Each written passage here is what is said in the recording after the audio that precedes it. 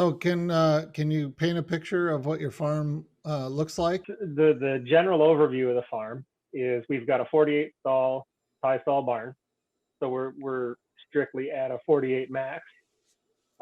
Dad had originally done a fair amount of grazing back in 70s and 80s. I was born in 89 and I don't recall a tremendous amount of grazing at that point, but it was originally a rotational grazing setup. Really? He's been milking cows since he was pretty much 18 years old, 17 years old. And I took over the herd. I started buying the herd about 5 years ago. And I took over full management in June 1st of last year, of 2020. Oh, okay. I've pretty much had the plan since I was probably 5 years old to come back. Is that right? Had a stint where I was going to be a wide receiver for the Packers, but that ended. And, just last year. A couple of years ago, I guess. So how is it that you know Marie? I guess I don't know how we originally met, if it was just, I guess, quote unquote, county agent work. If she had come and spoke to our class.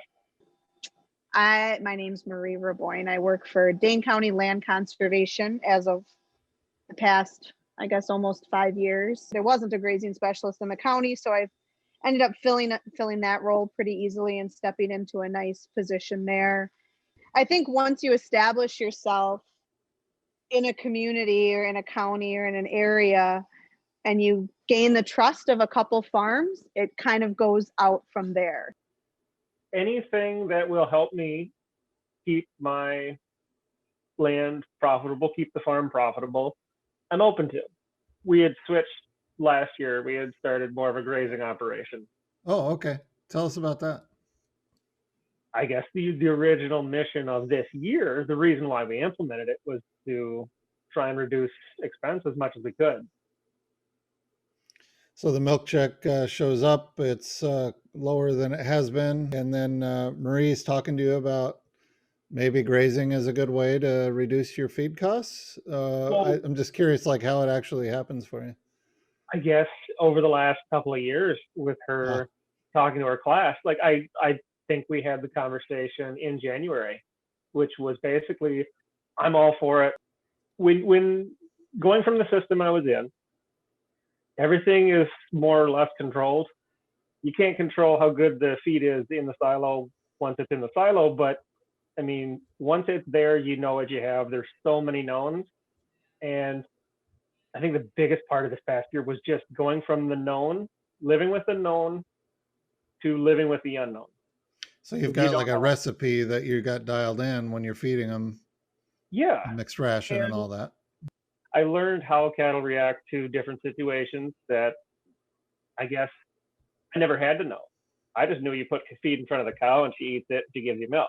So did you reach out to Marie for any technical help? She definitely helped with a lot of the basic plan and giving ideas, just coming up with new ways to look at the problem, different ways to fence it, or different ways to deliver water. And yeah, she was, I guess, kind of a sounding board on what other guys have, what other farmers have experienced and what they found useful and what they found a waste of time. There was a learning curve for sure. Trial and error kind of stuff, or? Well, a lot of it was talking to neighbors, hearing what to expect, maybe thinking, oh, you're crazy, and then seeing exactly what they told me would happen. So you've got sort of a bit of a community of support there, if you will, to reach out to. That seems pretty important. But it's just amazing. I think that's probably the most important thing, is getting other people's opinions, because they did the exact same thing that I did this past year, and just down to use this fence post. This is the easiest way to do this, or this reel, or this wire, these supplies, and just getting a couple opinions. You know, yeah. Every bit of media out there, every bit of information tells me that you can't run a small dairy farm. You can't run a small farm. It's got to be thousands of acres. It's got to be thousands of cows. And that's kind of the environment I grew up in. And it's not, I think it's it's in every aspect of farming, which is kind of the weird part. It's trade shows. Trade shows.